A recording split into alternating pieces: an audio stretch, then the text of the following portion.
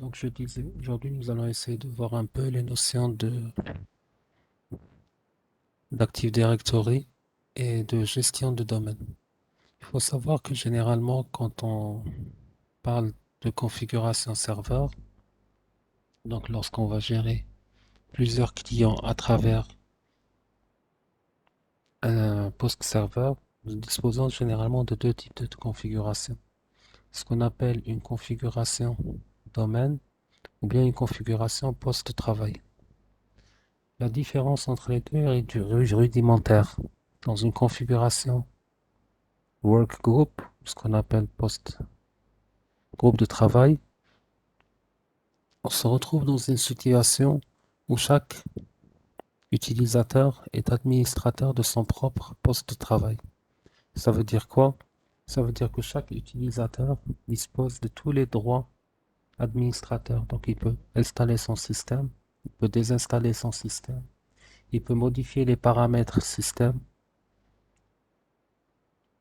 etc.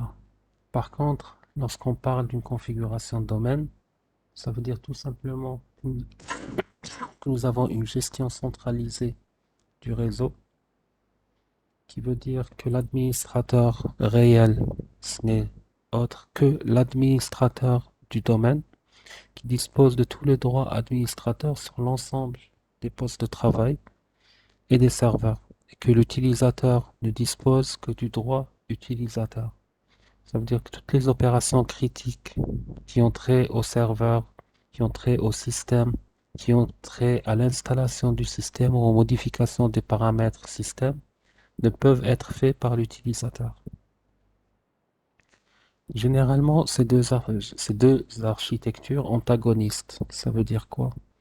Ça veut dire que elles sont différentes. Dans l'une, on simplifie le travail de l'administrateur. Dans l'autre, l'administrateur aura beaucoup de mal à gérer son réseau. Pourquoi? Parce que même s'il va créer deux comptes sur chaque poste utilisateur, imaginez votre machine, par exemple votre laptop ou votre PC, il possède deux comptes. Un premier, c'est un compte administrateur auquel vous n'avez pas accès. Un deuxième, c'est un compte utilisateur auquel vous avez accès. Donc à chaque fois que l'administrateur aura besoin de faire des opérations sur votre machine, il sera amené à se déplacer physiquement vers votre machine pour réaliser les différentes opérations. Par contre, dans une architecture domaine, tout se fait de manière centralisée. Ça veut, ça veut dire que l'utilisateur n'est pas amené, donc l'administrateur n'est pas amené à venir à chaque fois vers vous.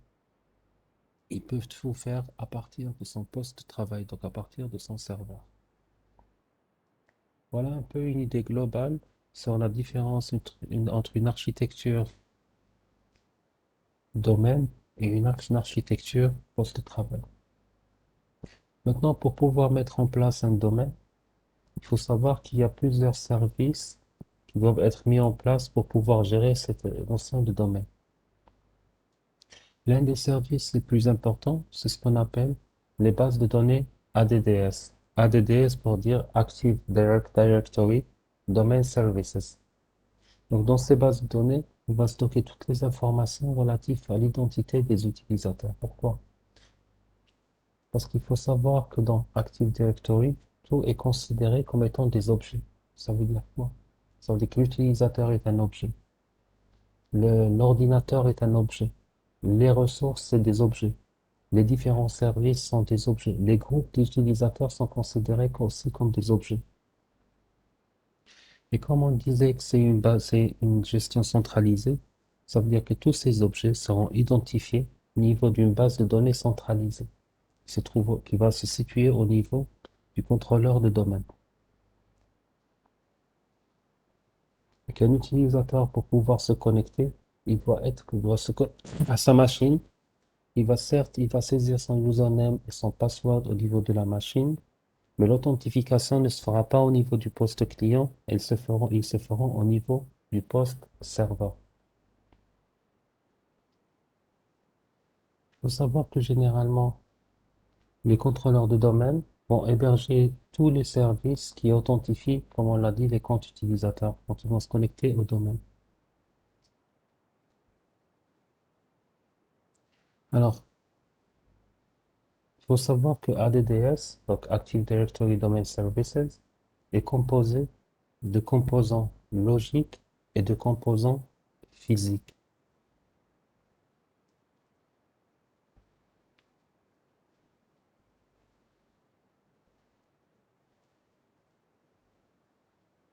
Quand on parle de composants logiques et de composants physiques,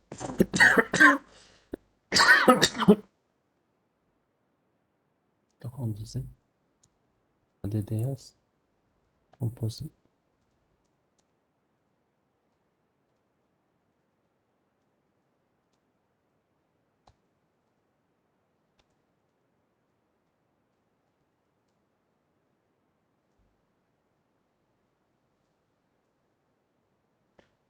Il faut savoir que ADDS va vous permettre d'effectuer différentes actions, par exemple l'installation des services et autres, la configuration, la mise à jour d'applications, la gestion de vos différentes infrastructures, par exemple activer l'accès distant, ou bien tout simplement gérer des certificats numériques.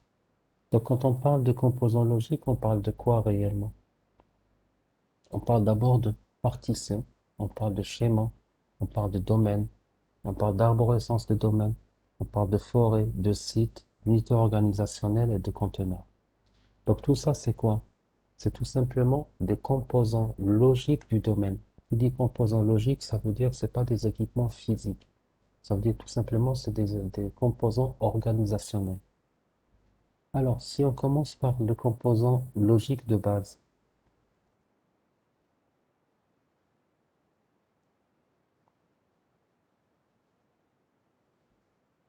alors le composant logique de base, c'est ce qu'on appelle les partitions. Alors, une partition, c'est quoi?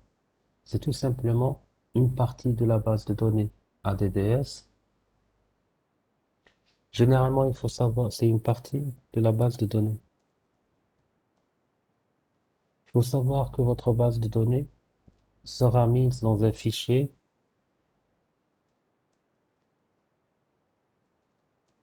qu'on appellera ndts.dit.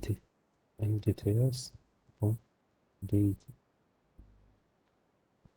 Ce fichier, vous allez pouvoir le visualiser, vous allez pouvoir le gérer et le répliquer comme s'il était tout simplement euh, composé de sections ou d'instances distinctes. Ça veut dire quoi? Ça veut dire si vous êtes au niveau du contrôleur de domaine, donc administrateur du domaine, vous allez directement pouvoir ouvrir votre fichier ntds.dit. Le deuxième composant, c'est ce qu'on appelle le schéma.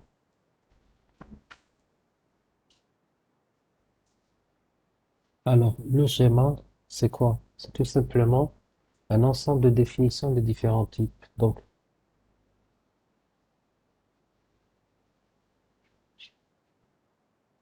il faut savoir que c'est comme lorsque vous faites de la programmation, vous déclarez des variables, chaque variable a un type. De la même manière, au niveau de notre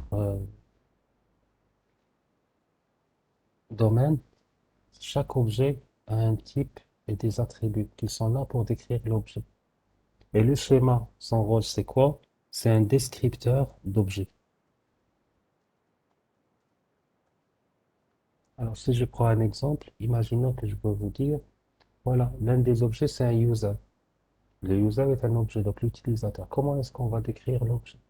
Donc, dans le schéma, vous allez voir les descripteurs de l'utilisateur. Par exemple, l'utilisateur, on va le décrire par un username, par un nom, un prénom, etc. Donc, c'est différents éléments qui permettent de distinguer les utilisateurs entre eux.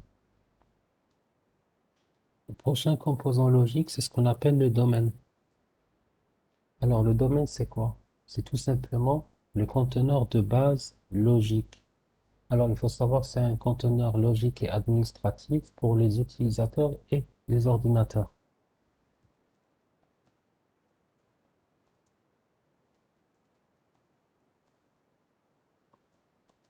Qui dit un conteneur, ça veut dire quoi? Il faut savoir que, comme on l'avait dit, un contrôleur de domaine va permettre de créer un domaine. Par exemple, si je crée le domaine usthp.dz.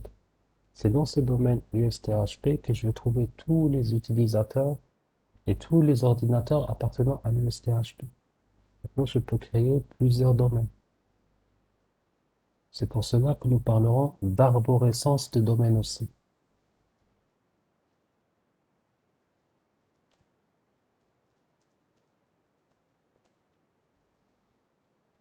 Alors, qui dit arborescence de domaine, ça veut dire quoi? Ça veut dire tout simplement c'est un ensemble de domaines qui vont partager un domaine racine commun et ils vont partager le même espace de nom contigu. Donc, c'est le même espace de nom DNS. Si je prends un exemple, si on a pris tout à l'heure l'exemple usthp.dz. Dans usthp.dz, je peux avoir une arborescence de domaine. Ça veut dire je peux avoir par exemple informatique.usthp.dz, biologie.usthp.dz, physique.usthp.dz, chimie, etc. De telle manière que chaque faculté soit un sous-domaine. Et généralement, quand on a quand on a une arborescence de domaine, donc plusieurs domaines, on parlera de ce qu'on appelle une forêt. Donc une forêt, c'est quoi? Tout simplement une collection de domaines.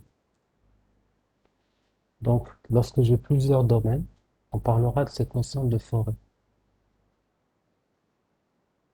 Nous avons aussi une autre notion qui est la notion de site. C'est quoi un site? C'est tout simplement un ensemble d'utilisateurs, de groupes et d'ordinateurs définis par un emplacement physique.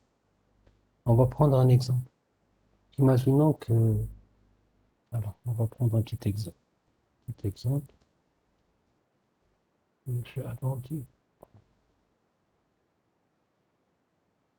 S'il vous plaît, si vous avez des questions, n'hésitez pas à m'arrêter, d'accord? Soit en écrivant, soit en parlant. Alors, supposons que j'ai un domaine qui s'appelle Microsoft.com. Ça, c'est un domaine.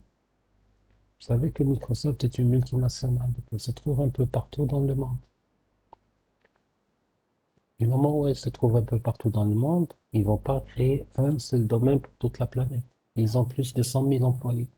Ça va être difficilement géré. Donc, on va supposer qu'ils vont créer une forêt de domaines, une forêt. Donc, il va y avoir une arborescence de domaines. Donc, dans leur arborescence, par exemple, ils vont avoir Europe.Microsoft, Afrique, Microsoft.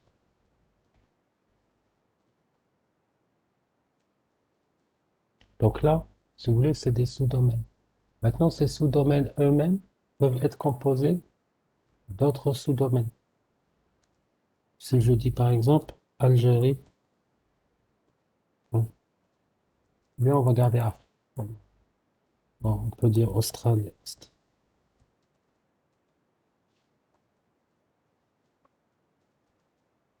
Maintenant, ces différents sous-domaines sont composés de plusieurs sites. Si je prends la notion de site, c'est quoi? Si je prends par exemple le cas du sous-domaine Europe. Le sous-domaine Europe, ils vont avoir plusieurs sièges en Europe. Par exemple, ils ont un siège à Londres,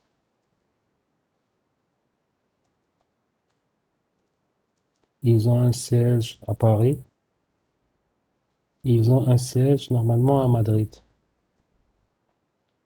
Maintenant, ces différents sièges, ce n'est pas des sous-domaines, parce que là, ils sont déjà dans un sous-domaine. Ça va être quoi? Ça va être des sites.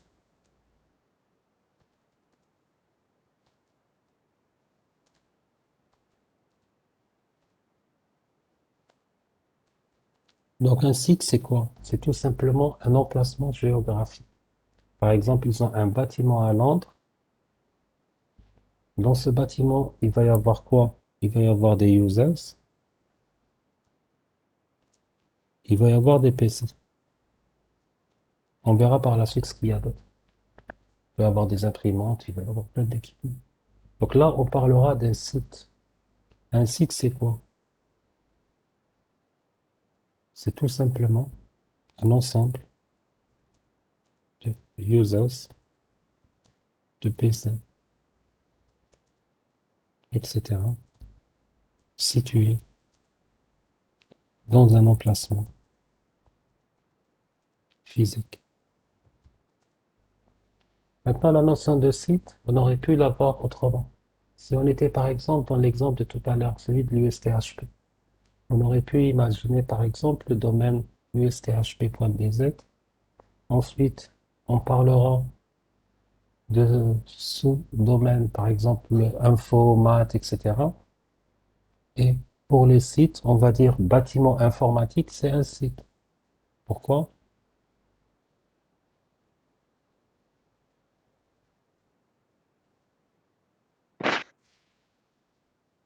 Pourquoi? Tout simplement parce que c'est un Ouais, emplacement physique. oui, On peut aussi parler, par exemple, le bâtiment de la faculté de chimie. C'est un autre site. Pourquoi? Parce que c'est un autre emplacement physique. De la même manière qu'on a vu la notion de site, il y a une autre notion qu'on appellera l'unité organisationnelle. Alors, l'unité organisationnelle, c'est quoi? C'est tout simplement essayer d'imaginer un sous-ensemble.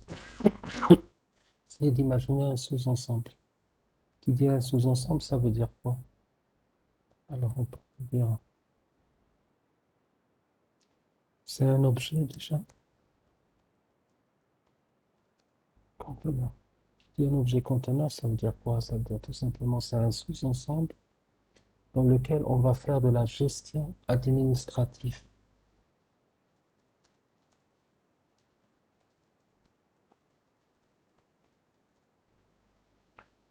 Donc, ça va nous permettre tout simplement d'attribuer des droits à des groupes.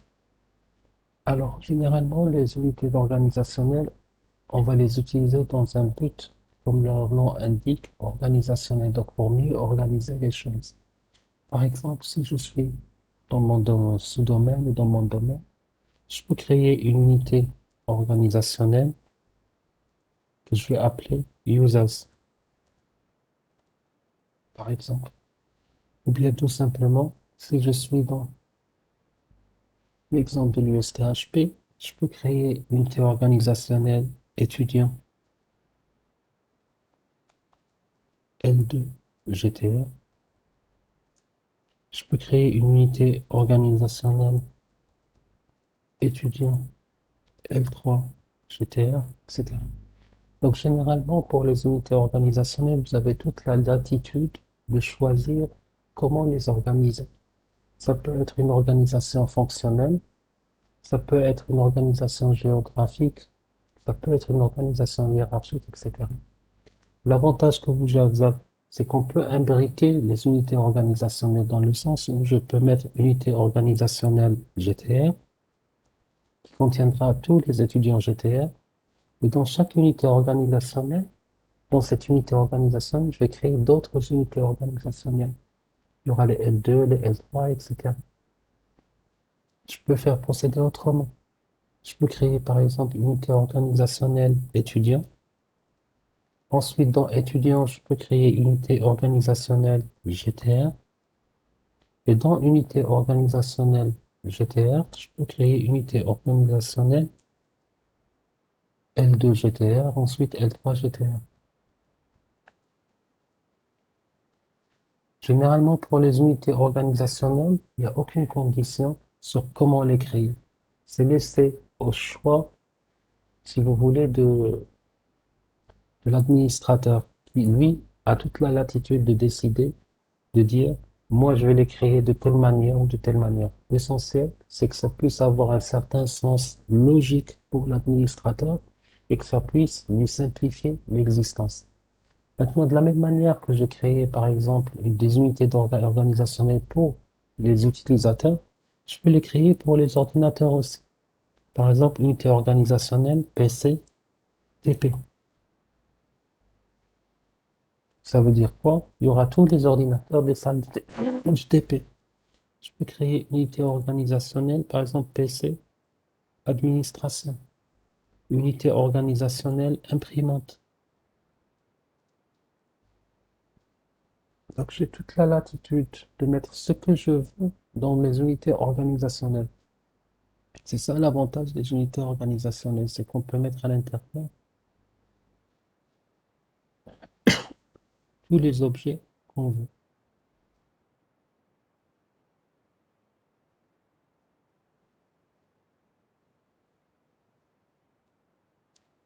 Maintenant,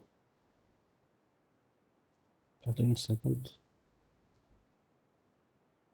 on a un autre type de composants logiques, c'est ce qu'on appelle des conteneurs. Alors un conteneur, c'est quoi? Tout à l'heure, nous avons parlé des unités organisationnelles. On a dit que les unités organisationnelles, c'est des objets que nous allons créer nous-mêmes. Par contre, quand on parle de conteneurs, c'est des objets qui sont déjà créés par le système.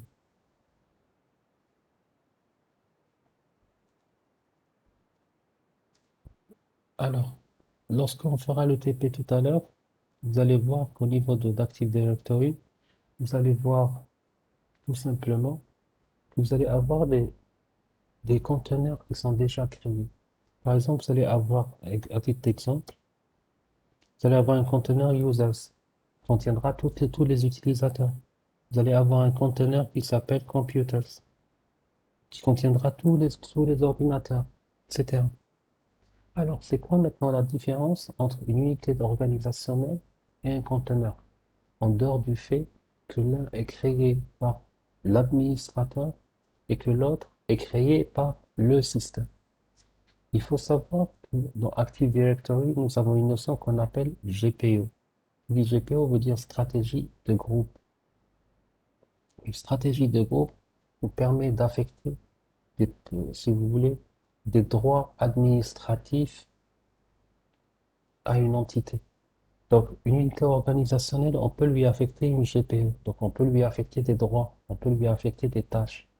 Un conteneur, comme il est créé par le système, on ne peut pas lui affecter de GPO. Donc, on ne peut pas lui affecter ses tâches ou lui affecter ses différents droits.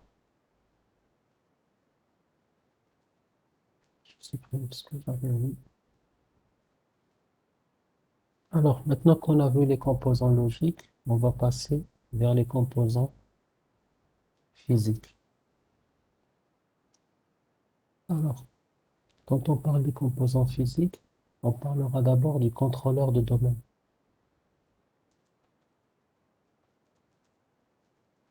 Alors, le contrôleur de domaine, c'est quoi? Si vous voulez, c'est le noyau de notre domaine. C'est réellement un serveur. Donc, c'est une machine. Que va contenir cette machine? Alors, elle va contenir la base de données ADDS.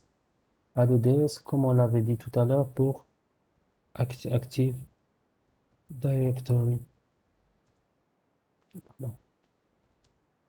Domaine système. Alors, ADDS, qu'est-ce qu'il va contenir? Il va contenir réellement notre base de données. Cette base de données va contenir toutes les opérations qu'on va faire. Donc, il faut savoir que chaque contrôleur de domaine va traiter toutes les modifications et répliquer tout ce qu'on va faire dans le domaine au niveau de cette base de données. Il faut savoir que dans un domaine, on peut avoir un ou plusieurs contrôleurs. Et généralement, le fait d'avoir plusieurs contrôleurs, c'est une mesure de sécurité parce que si jamais vous perdez votre contrôleur de domaine, c'est tout le domaine qui est perdu. Donc, généralement, la recommandation, c'est toujours d'avoir un contrôleur principal plus d'autres contrôleurs qui sont là pour prendre le relais en cas de problème. Alors, nous avons d'autres entités physiques. Nous avons par exemple ce qu'on appelle le magasin de données.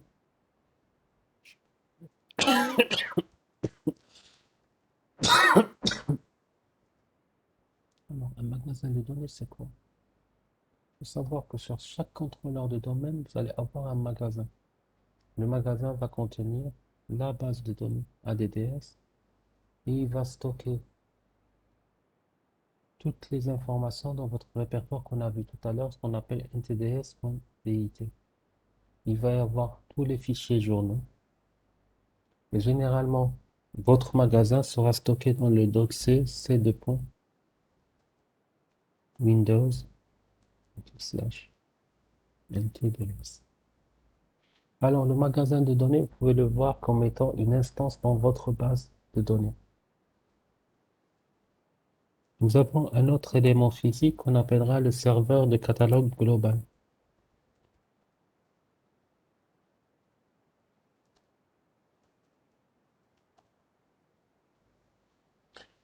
Tout simplement, il faut savoir que chaque contrôleur de domaine doit héberger un catalogue global.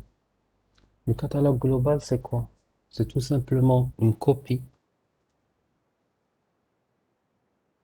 partielle qui est généralement en lecture seule des objets de la forêt.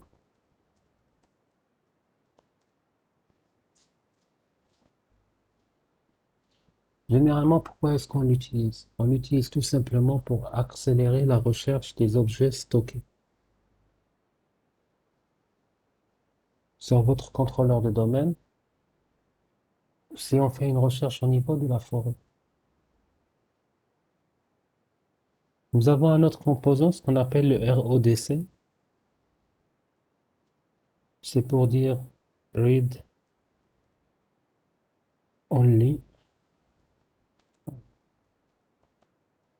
Domain Controller. Alors, c'est quoi? C'est tout simplement une installation spéciale qui est faite en lecture seule de ADDS. Donc, il faut savoir, un contrôleur de domaine en lecture seule est souvent utilisé, généralement dans certaines succursales où la sécurité ou le support informatique sont moins avancés que les principaux centres d'une entreprise. Alors, quand on parle de ces composants physiques, il faut savoir une chose, souvent, vous pouvez les avoir sur les mêmes composants physiques. Si je prends les trois premiers par exemple, que ce soit le contrôleur de domaine, le magasin et le serveur global, lorsque vous faites une installation par défaut, vous allez les avoir sur le même serveur. Maintenant, si vous avez une organisation assez, disons, évoluée ou bien assez vaste, vous allez pouvoir les séparer sur des serveurs différents. Mais par défaut, on les trouve toujours sur le même serveur. Pour le quatrième composant physique, c'est ce qu'on appelle le RODC. Alors, imaginez que vous avez une entreprise. L'entreprise dispose par exemple d'un siège sur Alger, d'une succursale, bien d'un sous-siège, disons à Oran, un autre à Constantine et un autre à Voglin. Et à Tindouf, voilà, enfin, là où ça vous arrange. Il serait aberrant d'avoir un seul contrôleur de domaine. Alors imaginez que vous avez votre contrôleur de domaine sur Alger. Ça veut dire qu'à chaque fois que quelqu'un va vouloir allumer sa machine à Tindouf, la requête doit remonter jusqu'à Alger pour que la personne puisse s'authentifier, avoir la réponse et allumer sa machine. Et à chaque opération que doit faire la personne, la requête doit remonter jusqu'à Alger. Ceci va créer une certaine latence dans votre réseau. Et imaginons qu'à un moment donné, la liaison soit coupée ou qu'il y ait un problème d'Internet, les gens qui se trouvent à Tindouf ne pourront plus se connecter.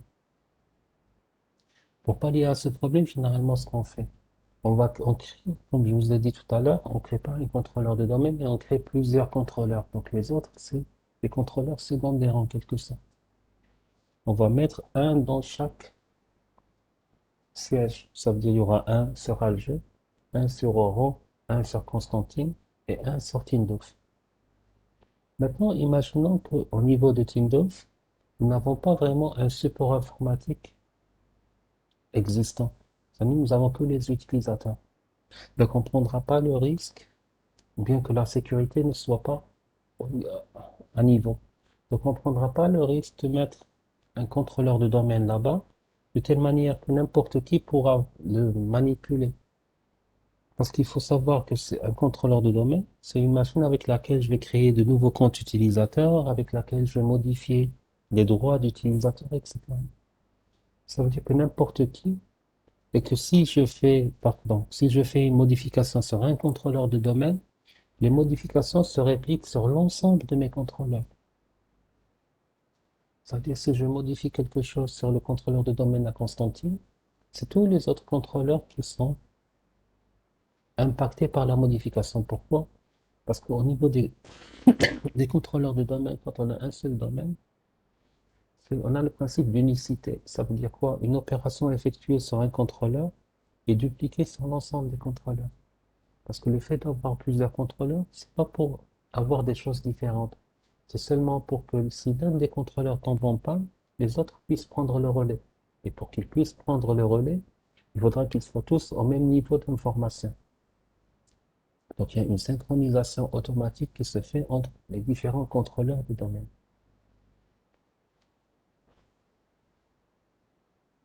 Donc je disais, si nous avons un site, par exemple le site de Webla, où nous n'avons pas un staff informatique, ou bien nous n'avons pas un niveau de sécurité suffisant pour pouvoir gérer, si vous voulez, cette sécurité. Donc qu'est-ce qu'on va faire? On va mettre tout simplement un contrôleur de domaine en lecture seule. Ça veut dire quoi? Ça veut dire qu'on ne peut rien modifier à partir de ce contrôleur de domaine. C'est comme si je vous disais, vous avez un support que je peux uniquement consulter. Ça veut dire le rôle de ce contrôleur de domaine, c'est de faciliter aux utilisateurs les opérations de connexion, de demande d'autorisation, etc. Donc à chaque fois qu'ils ont besoin de faire une opération, la requête est envoyée vers ce contrôleur de domaine en lecture seule. Mais on ne peut rien modifier à partir de ce contrôleur de domaine. C'est pour ça que je vous dis que le RODC, généralement, on va le déployer sur des succursales où la sécurité ou bien le support informatique est moins avancé que sur d'autres sièges de l'entreprise. C'est-à-dire, il est là pour faciliter les opérations, mais en aucun cas ne peut permettre l'introduction de données ou la modification du domaine. Alors, si on essaie un peu de résumer les choses, c'est quoi un ADDS? Qu'est-ce qu'un domaine ADDS? Alors, il faut savoir que, comme on l'avait dit tout à l'heure, notre domaine va contenir des utilisateurs, des ordinateurs et des groupes. Donc, c'est tout simplement un conteneur logique qui est utilisé pour gérer un ensemble d'objets. Maintenant, ces objets vont être stockés dans une base de données, dont une copie de cette base de données sera stockée sur chaque contrôleur de notre domaine. Pour le moment, on va identifier trois types d'objets. D'abord, les comptes utilisateurs, c'est-à-dire que chaque utilisateur aura un compte qui contiendra des informations requises qui vont permettre d'authentifier notre utilisateur pendant son processus de connexion. Ça va lui permettre aussi de créer un jeton d'accès à l'utilisateur. Le deuxième type d'objet, c'est ce qu'on appelle les comptes d'ordinateur. Donc, chaque ordinateur qui appartient au domaine va posséder un compte dans ADDS. Donc, les comptes seront utilisés pour les ordinateurs qui vont joindre le domaine, de la même manière que les comptes des utilisateurs. Ça veut dire quoi? Ça veut dire que chaque ordinateur aura aussi un username et un mot de passe qui lui sont propres. Et nous avons aussi le troisième type d'objet qui est, qui est ce qu'on appelle un groupe. Le groupe, c'est quoi? C'est tout simplement une notion qui est utilisée pour organiser les utilisateurs. Si vous voulez, ça nous permet de regrouper les utilisateurs pour pouvoir faciliter la gestion des autorisations et la gestion des stratégies au niveau d'un domaine.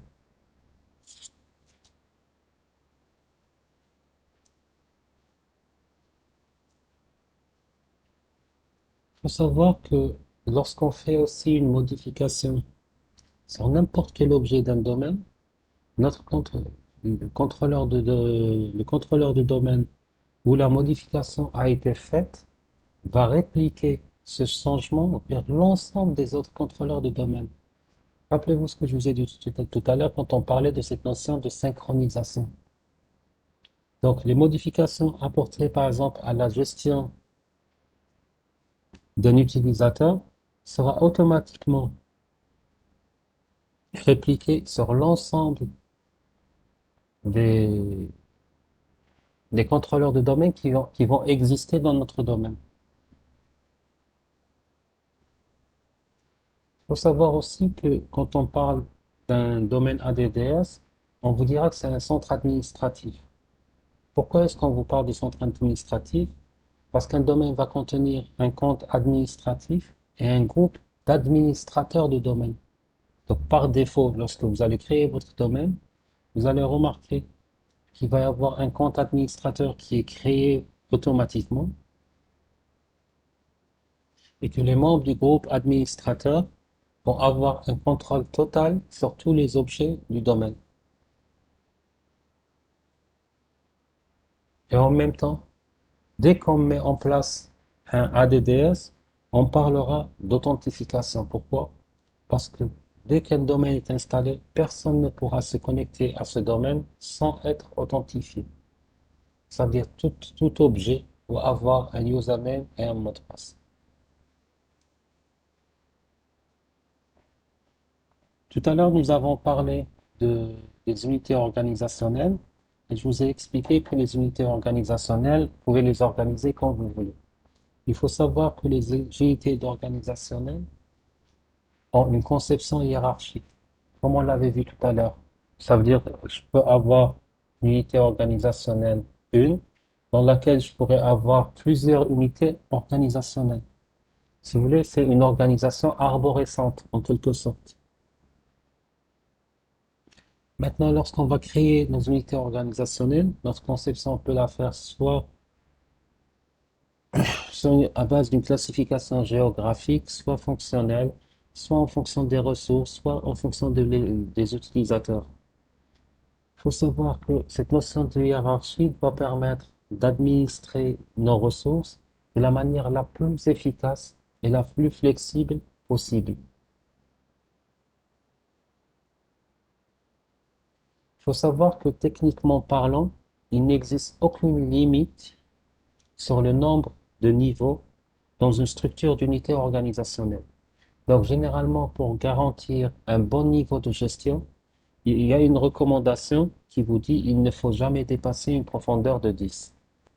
Et généralement, dans la pratique, la plupart des organisations vont utiliser 5 niveaux ou moins pour rendre l'administration plus facile.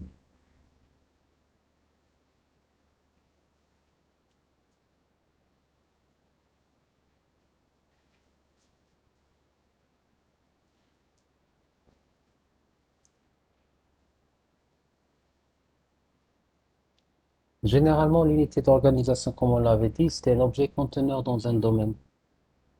Généralement, on va l'utiliser pour mettre à l'intérieur des utilisateurs, des ordinateurs, voire même des groupes d'utilisateurs.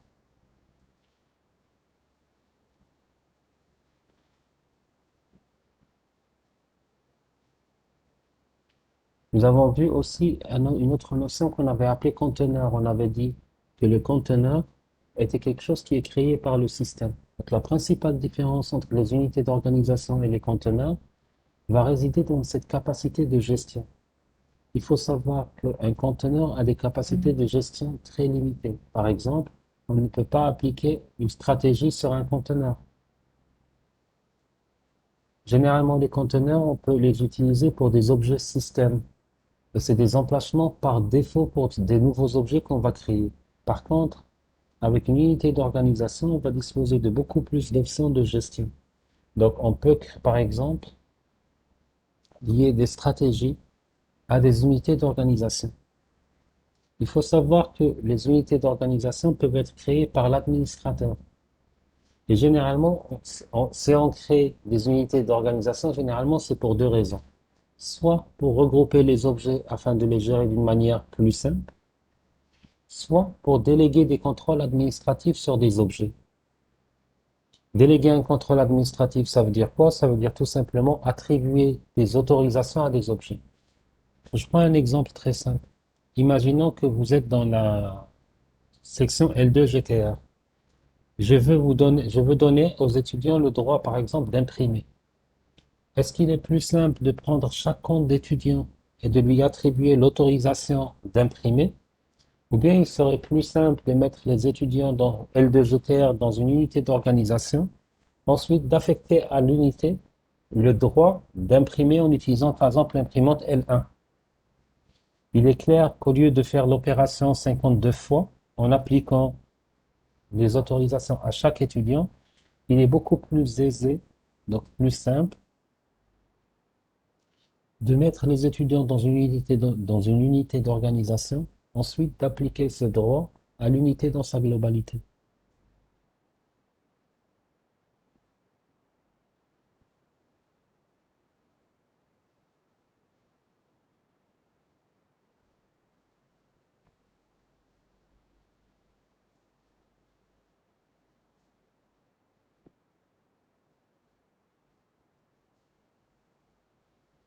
Alors,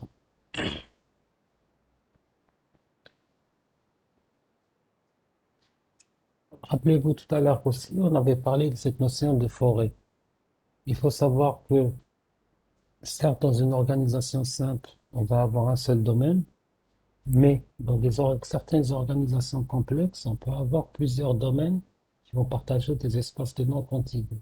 Par exemple, c'est l'exemple qu'on avait pris tout à l'heure, Europe.microsoft.com, Africa.microsoft.com, etc. Donc ça, c'est plusieurs domaines. Donc généralement, lorsqu'on va disposer de plusieurs domaines, on va avoir ce qu'on appelle une forêt. Une forêt, c'est quoi?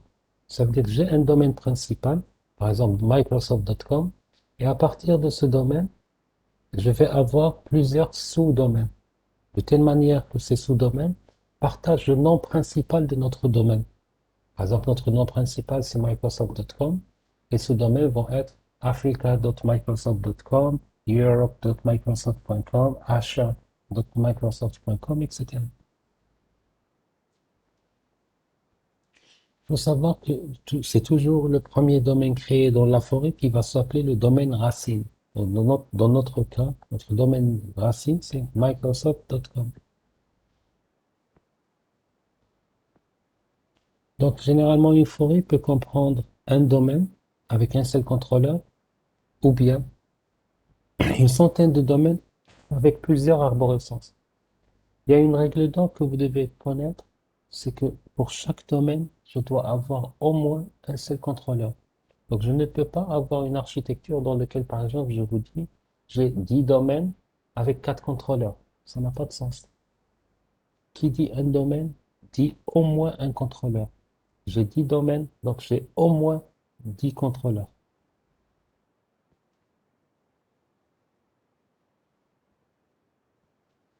Il faut savoir que quand on évolue dans cette notion de domaine, plus euh, la forêt se densifie, plus le nombre d'objets va augmenter.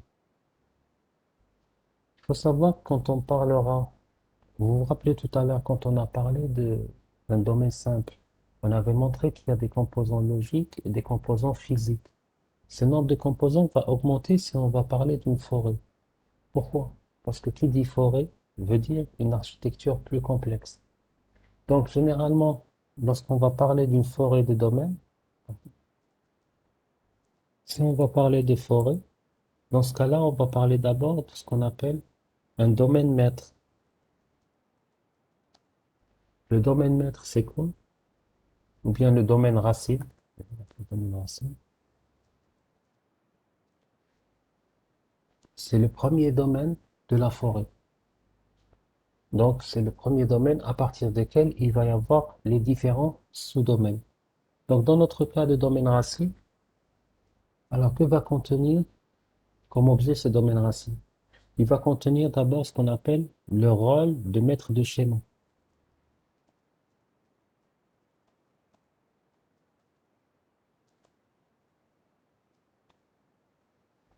Alors, maître de schéma, ça veut dire quoi? Il faut savoir que c'est un rôle spécial du contrôleur de domaine à l'échelle d'une forêt. Pourquoi est-ce qu'on parle de rôle spécial? Parce qu'il n'y a qu'un seul maître de schéma dans chaque forêt. Le schéma, c'est quoi? Le schéma, c'est lui qui définit, si vous voulez, le descripteur de tous les objets de notre domaine. Donc, en d'autres termes, si vous voulez, c'est un descripteur de type. Il ne peut être modifié que sur le contrôleur de domaine qui contient le maître de schéma. Nous avons un autre rôle qui s'appelle le rôle de maître d'attribution des noms de domaine.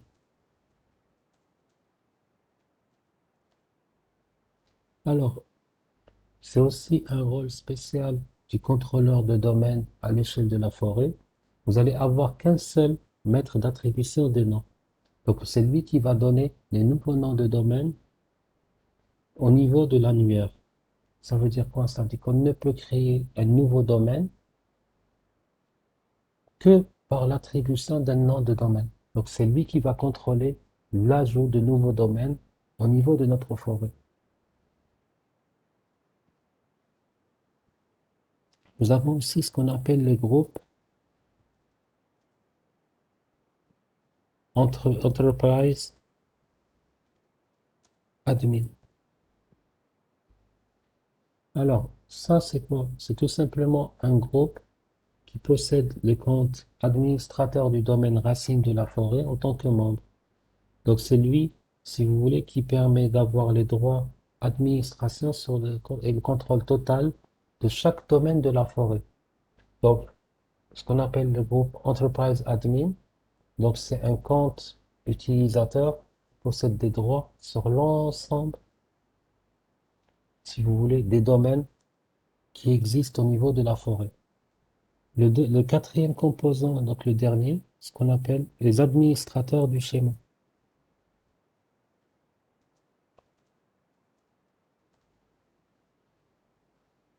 Alors, administrateur du schéma, c'est un groupe qui n'a aucun membre. C'est uniquement les membres du groupe administrateur d'entreprise, le groupe administrateur du domaine, qui peuvent ajouter des membres au groupe administrateur du schéma. Donc, les membres de ce groupe sont les seuls qui peuvent modifier le schéma de notre domaine. Alors, c'est les seuls. Voilà.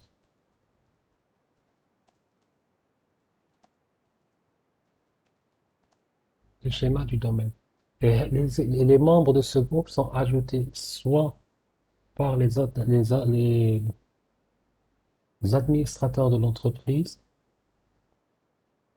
ou bien par les administrateurs du domaine. Voilà un peu, si vous voulez, les rôles et les comptes qui existent au niveau de l'administrateur du domaine, pardon, au niveau du domaine racine.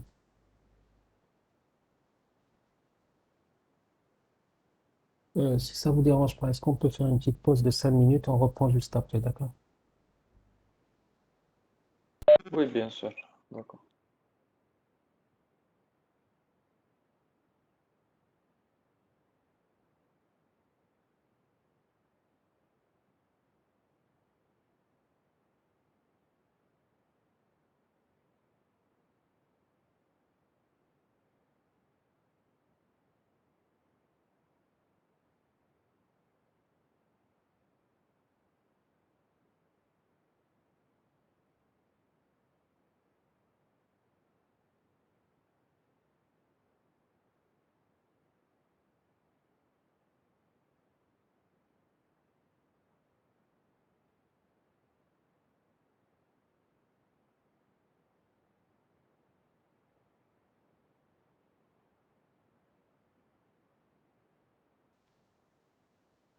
Bon, on reprend s'il vous plaît votre cours. Donc je disais, si on essaie un peu de voir, Est-ce qu'un schéma réellement a des DS? Donc un schéma, c'est quoi? C'est tout simplement un composant qui va essayer de définir toutes les classes d'objets. Dites-moi, est-ce que vous avez fait de la programmation orientée objet? Non, monsieur, on n'a pas la programmation orientée objet. D'accord. Alors, on va essayer de simplifier avant les choses. Imaginons que je sois amené à décrire un objet. Alors, supposons que j'ai un objet qui s'appelle user. Bien, on va prendre un exemple plus simple. Un objet qui s'appelle table. Alors, comment est-ce que je peux décrire une table? Donnez-moi des propriétés qui vous permettent de décrire une table. Allez-y. Comment vous allez pouvoir décrire une table? N'importe quelle table. Une surface sur laquelle on peut poser des objets, par exemple. Oui, mais qu'est-ce qui distingue par exemple une table 1 d'une table 2? La Essayez de... matière. Alors, il y a déjà la matière, par exemple. Quoi d'autre? Oui. Quoi d'autre? Sa taille, peut-être sa surface, sa couleur. Alors, la couleur, la surface. Pardon? La forme, par exemple. Oui. Alors, ça, on se limite à ça pour le moment. Alors, si je parle de matière, par exemple, je peux avoir une table, à titre d'exemple, je peux avoir une table en bois, je peux avoir une table en plastique, je peux avoir une table en métal, etc. D'accord. La couleur, elle peut être blanche, noire, marron, etc.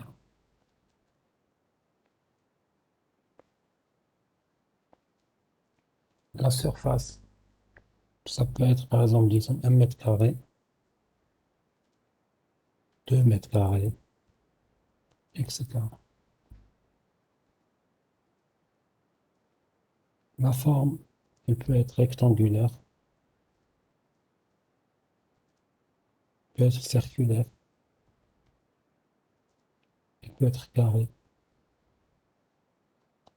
etc.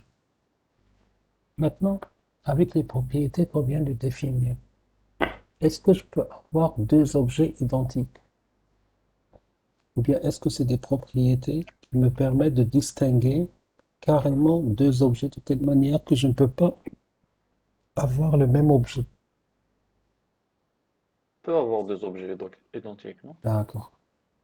Quelle est la propriété que je peux rajouter qui me permettra de distinguer deux objets, quels que soient les deux objets? Essayez de trouver une propriété qu'on peut rajouter. Une sorte de gravure spéciale à chaque table, une signature peut-être. Alors, on va pas l'appeler signature, on va l'appeler numéro de série, par exemple. Oui. Alors, avec le numéro de série, avec un numéro de série, on peut arriver à avoir une propriété maintenant de telle manière qu'on décrit nos objets de manière unique. Donc, avec l'ensemble des propriétés que nous avons là, on peut dire que nous pouvons avoir des objets tables qui sont uniques. Lorsqu'on fait de la programmation orientée objet, voilà comment on décrit chaque objet. Donc, on considère dans la programmation orientée objet que le monde est composé d'objets, que ce soit les tables, que ce soit les humains, que ce soit quel que soit l'élément qu'on veut décrire, on va le décrire par un nom, par exemple table, on va le décrire par des propriétés. Chaque propriété a un type. Bon, là, c'est un exemple simplifié. Et parmi les propriétés, il doit y avoir plusieurs propriétés qui puissent avoir la caractéristique de l'unicité. Ça veut dire quoi? C'est comme dans les bases de données. Ça va être une clé primaire qui nous permet de distinguer un objet parmi les autres.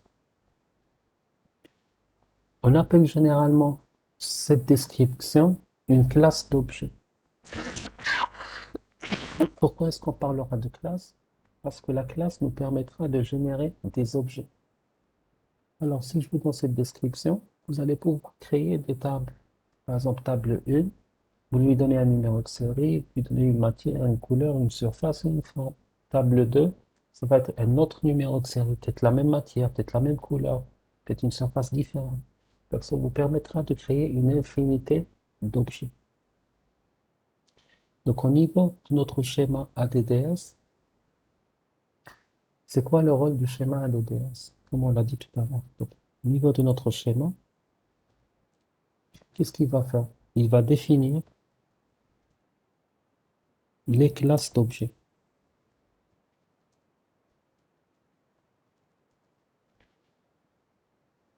Comment est-ce qu'il va les définir? De la même manière que nous avons défini notre objet. Donc non seulement il va définir les classes d'objets, mais il a aussi les attributs stockés dans la base de données. Alors, parmi les objets qu'on trouve dans un schéma, qu'est-ce qu'on avait donné comme objet? On avait dit, par exemple, le user est un objet.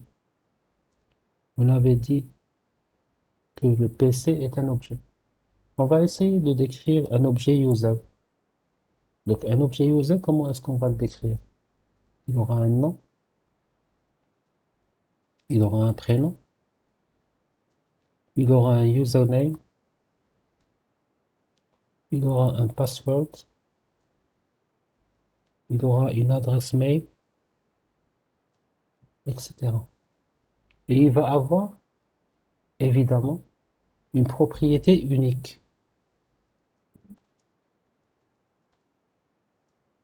Cette propriété unique, on va la voir tout à l'heure par la suite. Donc, chaque user, par exemple, il aura ce qu'on appelle un identifiant interne. L'identifiant interne, bien sûr, il n'est pas connu par l'utilisateur. Donc, avec le schéma que nous avons défini. Donc, dans le schéma, vous n'allez pas trouver les utilisateurs, non. Vous allez trouver le descripteur de l'utilisateur. Donc, dans le schéma, on va vous dire, un utilisateur, voilà comment il est décrit. Un PC, voilà comment il est décrit. Tel objet, voilà comment il est décrit. C'est pour cela qu'on parlera de schéma ADDS. Donc, le schéma, qu'est-ce qu'il définit? Il définit les propriétés de chaque type d'objet qu'on va trouver dans notre domaine. Donc, automatiquement, dès qu'on fait une modification du schéma, par exemple, je dis qu'un utilisateur, pour le décrire, on doit lui rajouter une autre propriété. Par exemple, je lui rajoute numéro de téléphone. Donc, automatiquement, cette modification doit être répliquée sur l'ensemble de tous les contrôleurs de domaine de la forêt. Ça veut dire que dans tous les contrôleurs de domaine, on va rajouter la propriété numéro de téléphone à tous les utilisateurs du domaine. Maintenant, cette modification, elle se fait à partir d'où? Elle se fera quand on est dans une forêt à partir du maître du schéma. C'est pour ça qu'on avait dit que dans une forêt, nous avons cette notion qu'on appelle maître de schéma. Pourquoi? Parce que dans une forêt, nous avons plusieurs domaines. Donc, on fait la modification au niveau du maître de schéma, qui lui va répercuter la modification sur l'ensemble des contrôleurs de domaine, qui eux vont modifier l'ensemble des domaines. Si on avait un domaine unique, la modification aurait été faite au niveau uniquement du schéma de notre domaine.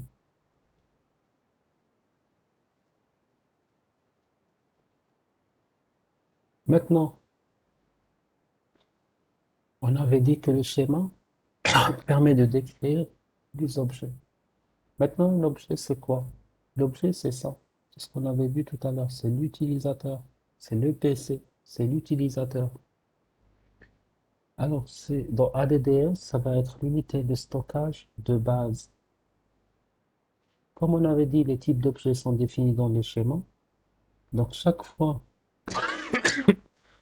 qu'on traite des données, on interroge le schéma pour avoir la définition de l'objet, c'est-à-dire comment est fait l'objet, de quoi il est composé, etc. Et en fonction de cette définition de l'objet dans le schéma, on va créer, si vous voulez, l'objet et stocker les données relatives à ces objets. Maintenant, depuis tout à l'heure, on est en train de parler de cette notion de contrôleur de domaine. Donc, on va essayer de voir un peu, d'une manière un peu plus précise, c'est quoi notre contrôleur de domaine. Donc, réellement, des choses comme ça.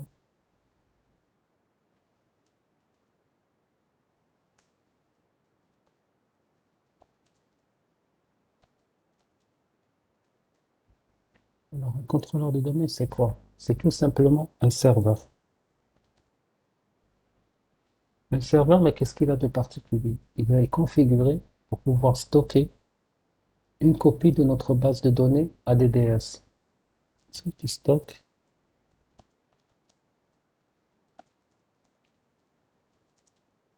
Pourquoi est-ce que je dis une copie de la base de données ADDS? Parce que je peux avoir plusieurs contrôleurs. Maintenant, cette base de données, comment est-ce qu'elle s'appelle réellement dans le système? Elle va s'appeler ntds.dit.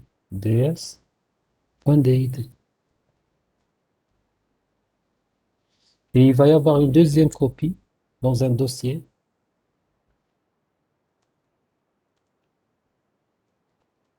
qui s'appelle sysvol. Il faut savoir que tous les contrôleurs de domaine vont stocker les copies en lecture-écriture. Et bien sûr, exception faite des contrôleurs de domaine en lecture seule, les RODC qu'on avait vu tout à l'heure. Vous vous rappelez?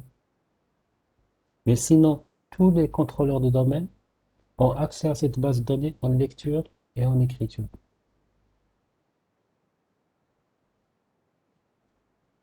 Donc, il faut savoir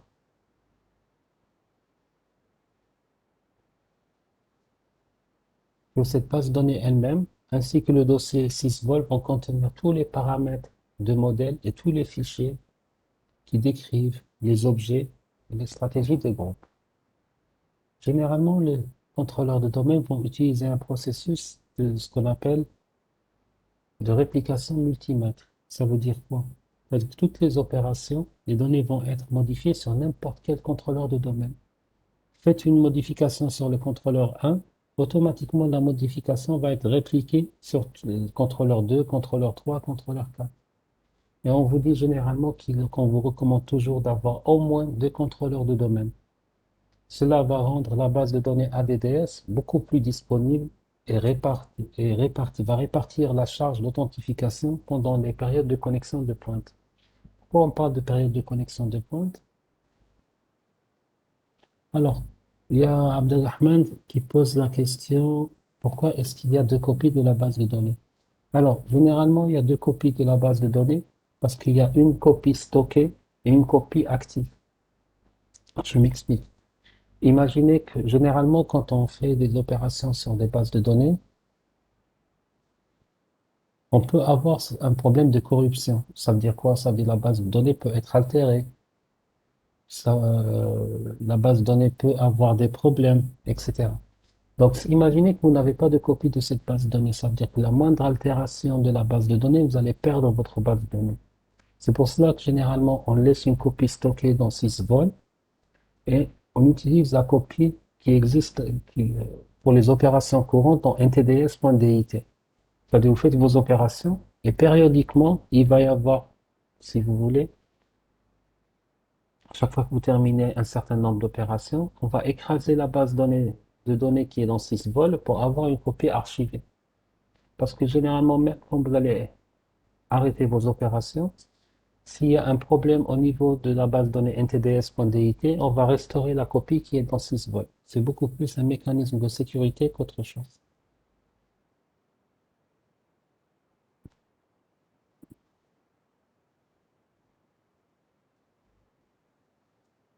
Alors, pourquoi est-ce que je vous disais, pourquoi est-ce qu'on parle de charge d'authentification? Généralement, quand on est dans une entreprise, vous avez remarqué que tous les employés, généralement, arrivent tôt le matin à 8 heures et ils partent tous à 4h30. Donc, c'est à 8 heures, par exemple, donc disons entre 8 heures et 8h30, que tout le monde va essayer de se connecter. Imaginez que vous avez 1000 employés, ça va être 1000 employés qui vont lancer leur requête en même temps. Si vous avez un seul contrôleur de domaine, toute la charge, si vous voulez, va échouer sur ce contrôleur de domaine. Par contre, si vous avez 2 contrôleurs de domaine, il va y avoir ce qu'on appelle une répartition des charges entre les 2 contrôleurs de domaine. Ceci évitera tous les problèmes de saturation ou de congestion de votre contrôleur de domaine. Et même aussi, pour des raisons de sécurité, si l'un des serveurs va se crasher, il y aura le deuxième qui va prendre le relais. Il faut savoir que si votre serveur contrôleur de domaine est déconnecté, aucun utilisateur ne pourra plus se connecter à sa machine. Aucun utilisateur ne pourra allumer sa machine. Donc, par allumer, je ne parle pas de l'allumage physique, mais je parle beaucoup plus de saisir son username et son password.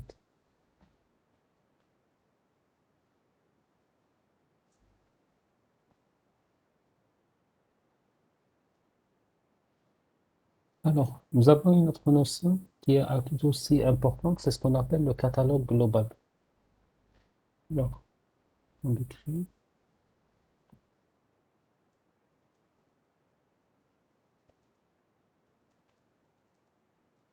Alors, qu'est-ce qu'un catalogue global? C'est tout simplement une, co- euh, une copie partielle en lecture seule des objets de la forêt. Pourquoi est-ce qu'on a créé ce catalogue global? Il a été créé tout simplement pour accélérer la recherche des objets qui sont stockés sur le contrôleur de domaine dans un autre domaine de la forêt. Alors, imaginons le cas suivant.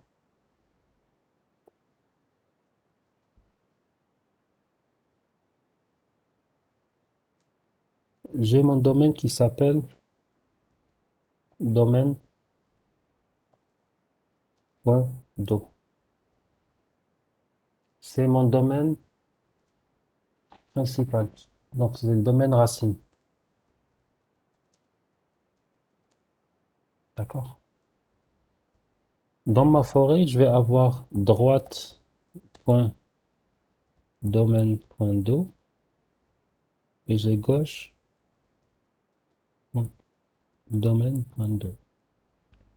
Ça, c'est deux sous-domaines de la forêt. Imaginons que moi, je suis un utilisateur qui se trouve dans le domaine gauche.domaine.do, pardon. User.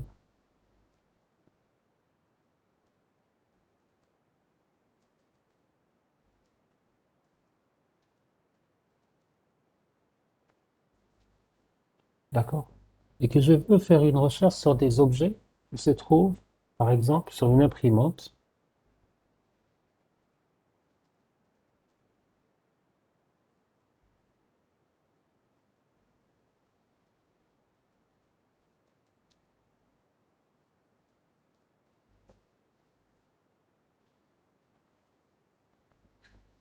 Alors, logiquement, ce qui doit se passer, c'est que moi, étant dans gauche, j'ai accès uniquement aux objets qui se trouvent dans le domaine gauche.domaine.do. Je n'ai pas accès à droite.domaine.droite.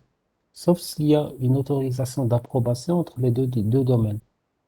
Ça veut dire si l'administrateur de la forêt, donc l'administrateur du schéma, a autorisé une communication entre les deux domaines. Malheureusement,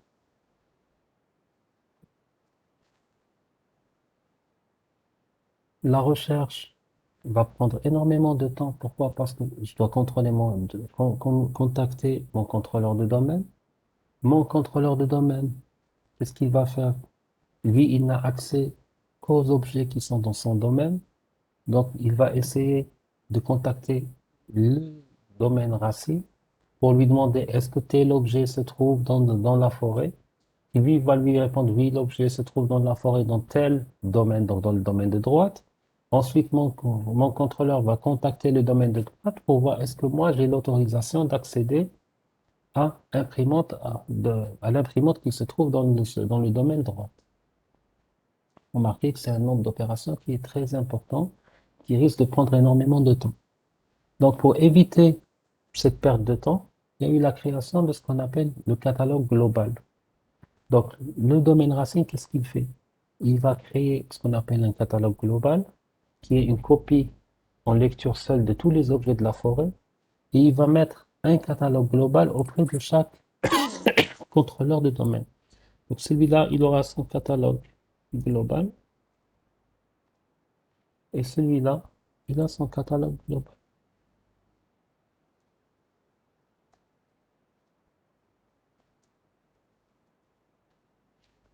Bien sûr, les deux catalogues globaux sont en mode read-only. Pourquoi? Parce que étant un contrôleur de domaine, il n'a pas le droit de modifier, si vous voulez, les objets qui se trouvent dans d'autres domaines. Donc là, le but, c'est uniquement de simplifier la recherche. Donc quand user va faire une recherche sur imprimante, automatiquement, il va contacter son contrôleur de domaine qui, lui, va faire la recherche dans le catalogue global. Une fois qu'il a trouvé l'objet, il va vérifier est-ce que user a le droit d'accès à cet objet. S'il a le droit, il va contacter qui de droit pour lui demander de l'autoriser à accéder. S'il n'a pas le droit d'accès, il va lui refuser le droit directement, sans contacter, si vous voulez, le domaine racine, et sans contacter l'autre contrôleur de domaine. Est-ce que c'est clair sur le rôle d'un catalogue global?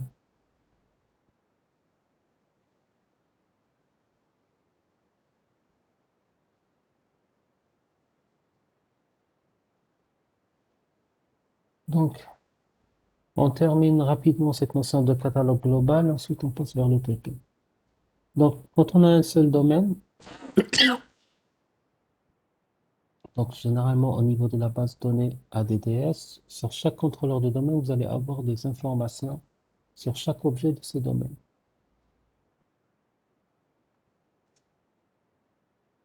Il faut savoir que notre catalogue global ne contiendra pas tous les attributs de chaque objet.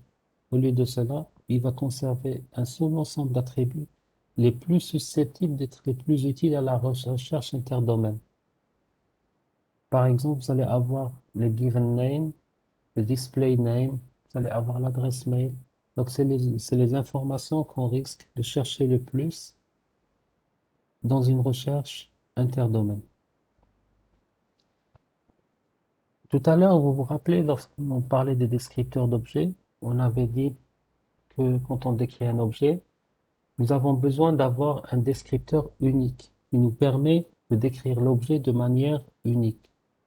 Généralement, lorsque un processus tente de se connecter à ADDS, il va falloir que la connexion se fasse de manière unique. Ça veut dire, si je prends un exemple, si par exemple Benkatia vous se connecter à son domaine, automatiquement, il ne va pas utiliser Benkatia pour la connexion parce qu'il peut y avoir deux Benkatia.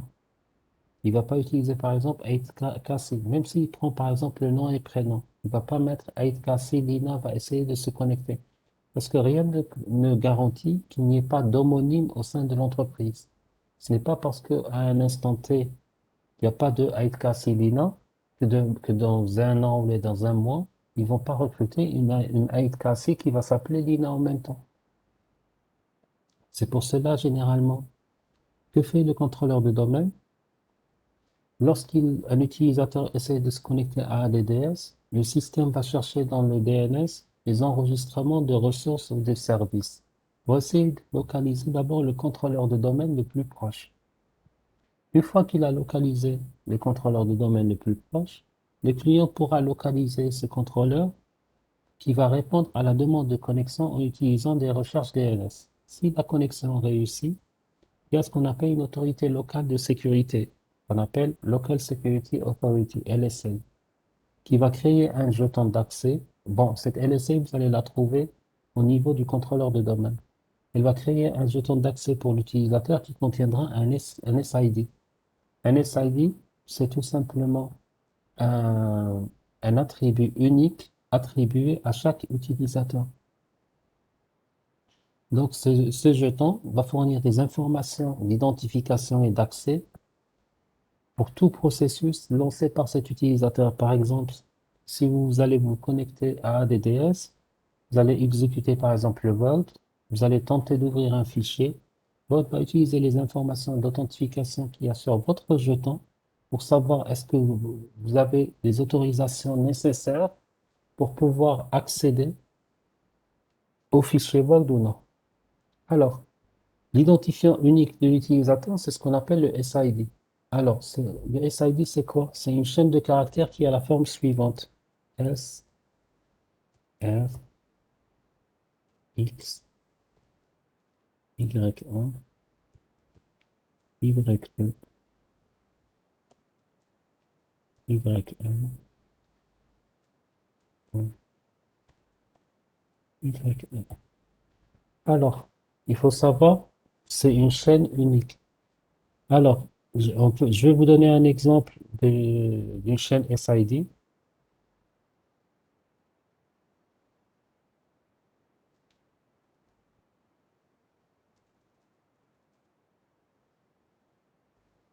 Alors,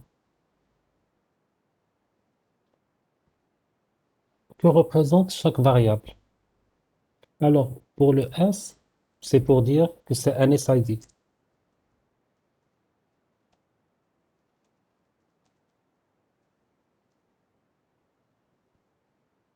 Le R, c'est ce qu'on appelle le niveau de révision.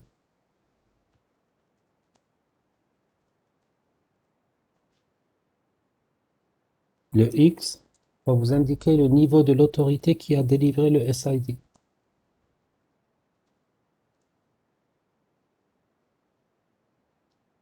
Alors, du Y1, Y2,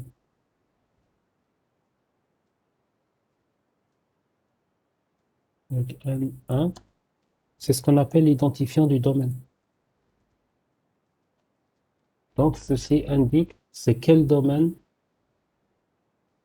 qui a généré cet identifiant. Le YN que vous avez à la fin, c'est ce qu'on appelle le RID, ou bien ce qu'on appelle relatif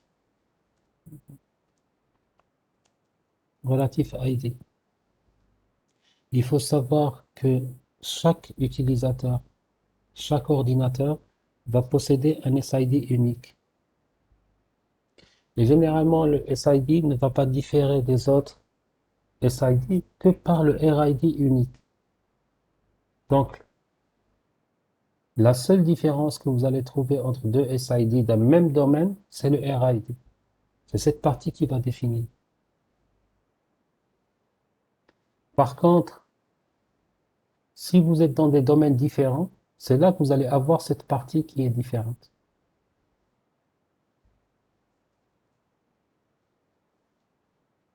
Il faut savoir que le SID du compte administrateur du domaine se termine toujours par un 500.